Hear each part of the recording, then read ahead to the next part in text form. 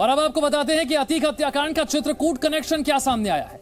अतीक हत्याकांड को अंजाम देने वाले तीनों शूटर्स ने चित्रकूट के पते पर अपने फर्जी आधार कार्ड बनवाए थे और फिर इन्हीं फर्जी आधार कार्ड के बल पर इन्होंने प्रयागराज के होटल में कमरा बुक करवाया। और इस जानकारी के सामने आने के बाद एसआईटी अब एक और केस इन तीनों पर दर्ज करने की तैयारी कर रही है।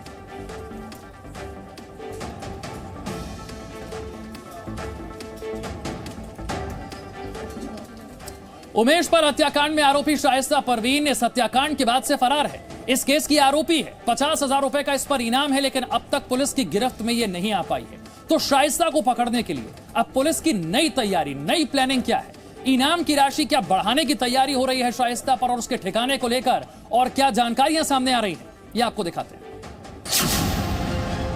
गुड्डू बमबाज और अतीक की बेगम के गहरे राज। 5 लाख का इनामी गुड्डू मुस्लिम, 50,000 की इनामी शाइस्ता परवीन। दोनों कहां हैं? दोनों को जमीन खा गई या आसमान निगल गया? उमेश पाल हत्याकांड की वारदात के बाद से ही हत्याकांड की मास्टरमाइंड शाइस्ता फरार है और गुड्डू बमबाज भी अंडरग्राउंड है, लेकिन अब तक इन दोनों का पता पुलिस के पास नहीं है। इतना ही नहीं, पुलिस ये भी पता नहीं लगा पा रही है कि आखिर दोनों की मदद कौन कर रहा है। एसटीएफ भी बड़ी शिद्दत से शाइस्ता और गुड्डू मुस्लिम की तलाश कर रही है। बताया जा रहा है कि शाइस्ता, उसकी बहन नूरी और बमबाज गुड्डू मुस्लिम साथ साथ छिपे हैं। इससे पहले शाइस्ता के सरेंडर करने की संभावना भी जताई गई थी, लेकिन अभी तक उसने ऐसा नहीं किया है। कभी गुड्डू मुस्लिम की लोकेशन मिलती है तो कभी शाइस्ता परवीन के ठिकाने का पता चलता है, लेकिन जब तक पुलिस उस पते पर पहुंचती है तब तक वो वहां से छूमंतर हो जाते हैं। ऐसे में सवाल उठता है कि क्या शाइस्ता और गुड्डू एक साथ हैं? क्या शाइस्ता और गुड्डू एक ही ठिकानों पर छिप रहे हैं?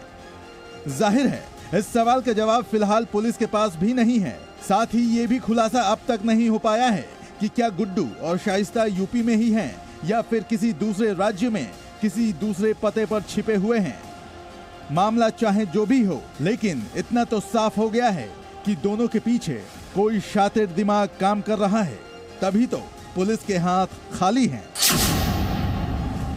इस बीच ये भी खुलासा हुआ है कि अतीक को अपने परिवार की सुरक्षा की चिंता रहती थी और अपने परिवार को अभेद सुरक्षा चक्र में रखने के लिए अतीक अपने भरोसेमंद शूटरों को तैनात रखता था।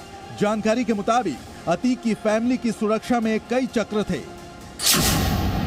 घनी बसाहट वाले इलाके के बीचों बीच रहता था अतीक का परिवार। इस इलाके में सिर्फ गद्दी समुदाय को ही आने जाने की इजाजत थी।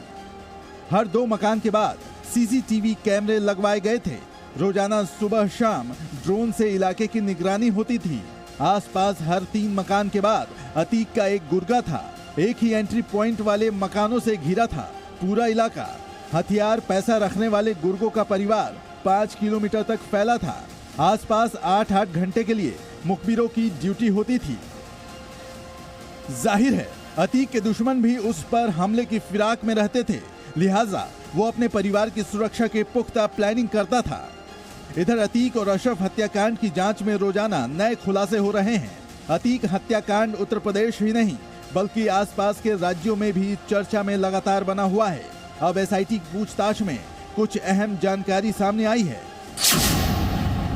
अब तक हुई जांच में सामने आया है कि शूटरों ने ऑपरेशन अतीक 28 मार्च को ही शुरू कर दिया था। शूटर पल पल की जानकारी ले रहे थे।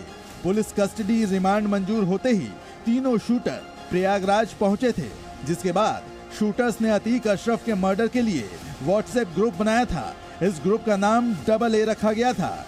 डबल ए का मतलब अतीक और अशरफ था। तीनों शूटर्स 27 फरवरी से ही रेकी में जुटे थे।